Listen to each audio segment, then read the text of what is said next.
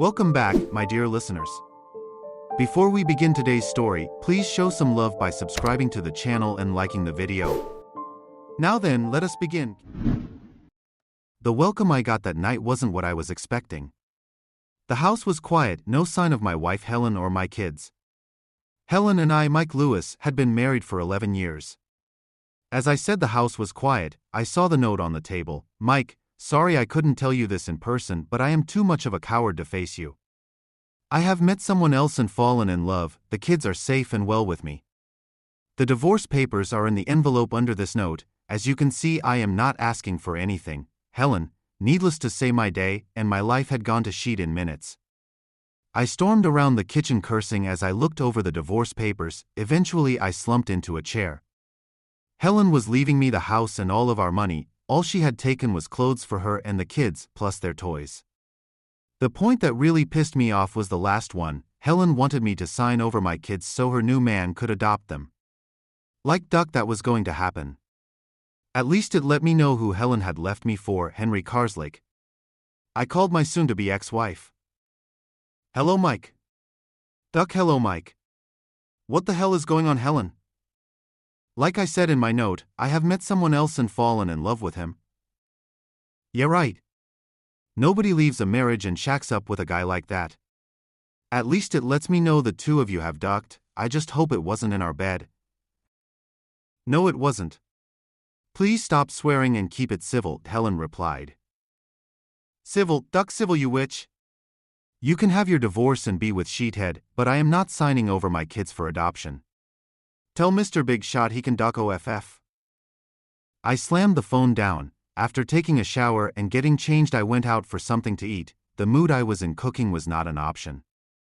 The meal was okay. Afterwards I decided to go into the bar for a few drinks. Given that today went a rat sheet, I figured I was owed that much. The man my wife had left me for was the owner of Carslake Construction. In the past I had done some work for his company, but that was about to change. My friend Paul spotted me at the bar. Don't often see you in here, Mike. You managed to escape from the family for one night? Something like that, Paul. I got home to an empty house and a set of divorce papers. Helen is divorcing you? Duck, I never saw that coming. Neither did I, Paul. Neither did I. She has moved in with Henry Carslake. What? You mean Henry Carslake of Carslake Construction? Yep, one and the same. Reckons she has fallen in love with him.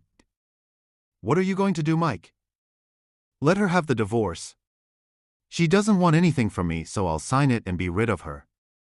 There was another form she wanted me to sign, duck, that I already threw that in the bin. What form was that? Paul asked. She wants me to sign the kids over for adoption. Not going to happen in this lifetime. Paul shook his head in disgust. One thing I do know is Carslake can kiss my arse. I am supposed to be starting a job for him on Monday. Duck him, I'll find some other work. I signed the divorce papers. The form for Deckhead to adopt my kids was in the bin. Helen tried pleading with me, I wouldn't budge. In the end she gave up. At the time of the divorce, Chloe was 10 and Lee was 8 years old. I wanted to get some revenge on Carslake. I just didn't want to go to prison for doing it. I never turned up to do that job on Monday. Strangely, nobody chased me to get it done.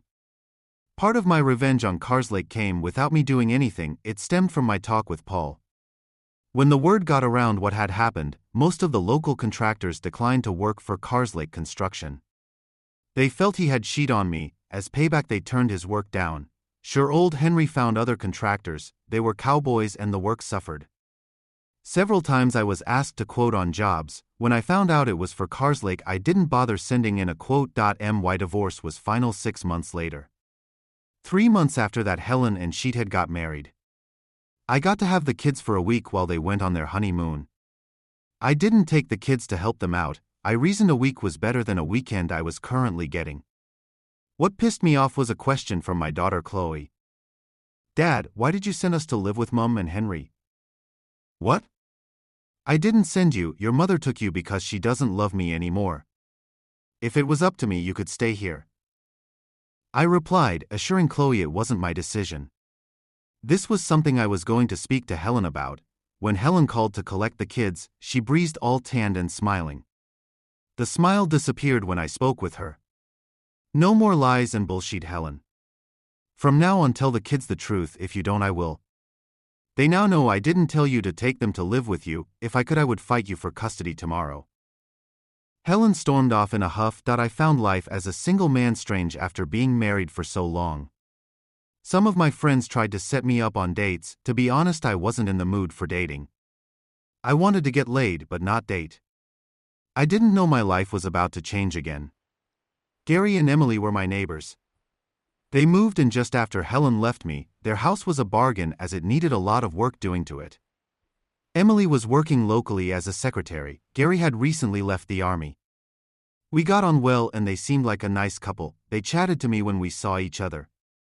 Tragedy struck when Gary collapsed at work. Paramedics and a doctor attended within 10 minutes. Gary was pronounced dead at the scene. A post-mortem revealed Gary died of a subdural hematoma. Emily was distraught and on her own. I offered her a friendly, sympathetic ear. Gary's parents were both dead. Emily's parents were on holiday in Europe. Not wanting to leave her alone, I walked her to my house and poured us both a drink. I listened as Emily sobbed and told me of their plans for the future. Emily cried herself to sleep on my sofa. I covered her with a blanket. I slept in the armchair in case Emily woke up in the night. Emily was leaving the next morning when Helen dropped the kids off. Glad to see you are not wasting time, Mike. Knock it off, Helen. The poor woman has just lost her husband. Helen looked at me, then turned to talk to the kids. Later that day, I explained to them why Emily was leaving the house. Chloe looked sad. I don't think Lee really understood it properly. Emily asked me to attend Gary's funeral, which I did. In the UK, all mortgages have to have some life insurance cover. Thankfully, Emily wouldn't be left struggling to pay for her house. That was a small comfort considering she had lost her husband. Emily's parents had returned from Europe. They both spoke to me after the funeral. I assured them that I would keep an eye on Emily. Apart from some work colleagues, I was the only friend she had. I offered to help Emily where I could with any small jobs that needed doing. It was nothing major, just stuff that kept the house in a livable condition. The next time Helen dropped the kids off, she stayed in the car. That suited me as I didn't have to speak to her. Emily and I spent a fair bit of time together, not as a couple, more like friends supporting each other. Almost a year later, Lee was playing in the garden whilst I was tidying up my work van. I heard voices and turned to see him chatting with Emily. I called out and told him not to be a nuisance. I heard Emily say it was okay. She was putting out washing to dry on her clothes line. Emily, would you like to have dinner with us tonight? D. You can't just invite people to dinner. It's not people, it's Emily. We both stood there and laughed. I asked Emily if she did want to join us. Yes, I would. That would be nice, thank you. Lee ran off to tell Chloe we had a guest for dinner. I apologized for him being so forward. Emily helped me cook dinner. It was obvious she was pretty handy in the kitchen. Emily helped me clear away after dinner. She sat with us for a while before returning home. Thanks for dinner, Mike. I really enjoyed myself. Thank you for accepting the invite. I hugged Emily and watched her walk back to her house. When I heard her door close, I went back inside. She's really nice, Dad. Is Emily your girlfriend? Chloe asked me with a smile. No, Emily is just a friend and neighbor. I replied, I did think it would be nice if she was my girlfriend. I just kept that thought from the kids. Helen collected the kids on Sunday afternoon. I just knew they were going to tell her about Emily joining us for dinner. I wasn't wrong. The next time Helen dropped the kids off, she made a point of asking about Emily. Not that it's any of your business, but Emily is just a friend. Besides, you left me for Sheethead, so why are you worried about me? I'm not worried, Mike. I was just asking, that's all. Yeah, well, you got what you wanted. What I do is no business of yours. I didn't get everything I wanted. No, you didn't. If you are referring to me allowing Deckhead to adopt the kids, forget it. Not going to happen, so you might as well get used to it. I just thought, I know, Helen, you didn't think. You walked out on me for a life of luxury with him. If he wants kids, let him have his own. That custard took my wife and ruined my marriage. There is no way he gets to adopt those kids, ever. Helen huffed and left to go home. I smiled knowing I had pissed her off. A year later I hadn't seen much of Emily for a few weeks, partly because I was so busy. My friend Paul was rewiring a house for a young couple. He got me to quote on doing a complete plumbing refit. My quote was accepted and I had a busy few weeks getting everything done. While I was working on the house with Paul, he kept me updated on the news. Carslake was still having to use a lot of non-local tradesmen. Most of the local guys still avoided working for him. When the job on the house was complete, I finally had some time to relax. I decided to ask Emily out to dinner. She accepted and we agreed on a time for Saturday evening. When I called for Emily, she took my breath away. She was a petite woman. She had what I called a pixie haircut. The dress she was wearing showed off her slim figure. For the first time I started to wonder about her in a sexual way. Dinner was great and we spent a lot of time talking about our lives in general. Later that evening I walked Emily to her door. "Thank you for a lovely evening, Mike." I smiled. Before I could utter a word, Emily stood on her tiptoes and kissed me, not a polite peck, but a full-blown open-mouth tongue-on-tongue kiss. Wow! I wasn't expecting that. I gasped. "Take me out again and see where that leads you." Emily smiled and said good night before giving me a polite kiss on the cheek. I took Emily out again and this time we ended up in my bed. She may have been slightly built, but my God, she was a sexual dynamo. I don't think I have ever had such satisfying sex. Emily and I spent more and more time together. Eventually she sold her house and moved in with me. The kids thought it was great that I was dating. I knew they would tell Helen. From what Chloe said, her mother wasn't impressed. Tough sheet, she didn't want me and Emily did. A year after we first slept together, Emily and I got married. When the kids told Helen, she just made a grunting noise and turned away. Emily and I had 2 children. A boy we named Gary and his younger brother Robert. My older 2 were now old enough to travel on their own when they visited me. That meant I had even less contact with Helen. The years went by and one evening Chloe informed me that she was getting married. Her boyfriend Josh had proposed the night before. As her father, I asked if they needed any help financing the wedding. We didn't think we would, but now we do. I looked a little confused until Chloe explained. Henry said he would cover the cost of the wedding. We sat with him and Mum and discussed things. That was when he dropped the bombshell. Henry will cover the cost of the wedding, provided he gets to walk me down the aisle. I said no way, that was your job. Henry said in that case he wasn't going to contribute to the costs. Chloe was clearly upset. I was angry with Carslake for pulling a stunt like that. Emily asked if she could speak to me alone, so we headed out into the garden. "Mike, we have what's left of the money from my house sale in the bank. Please use it to cover the costs. Chloe deserves that much." "I know, Emily, but that's your money. I cannot ask you to spend it on Chloe." "Yes, you can. Now go in there and tell that poor girl we will cover the cost." Chloe jumped for joy when I gave her the news. We agreed on a budget and everything they wanted came in under our budget figure. Chloe called me the following day to let me know that Henry was pissed off. Apparently Helen wasn't happy either. We were sitting in the garden one afternoon when Lee turned up unannounced. He said he needed to get away as he was sick of listening to his mom and Henry arguing. "Are they still arguing about the wedding?"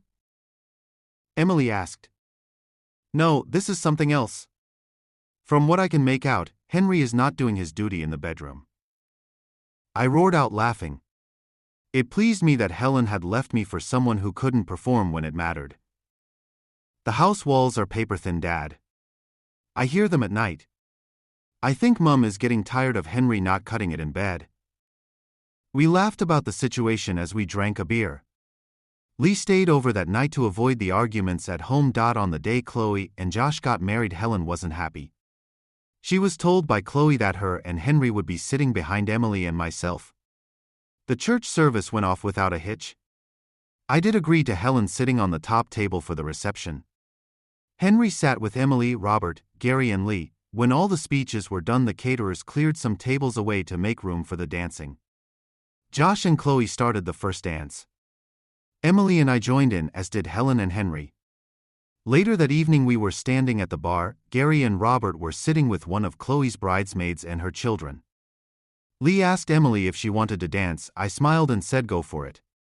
Helen took that moment to approach me. I could tell Helen had been drinking. I knew this was not going to end well. Look at them together. She looks just about old enough to be Lee's girlfriend.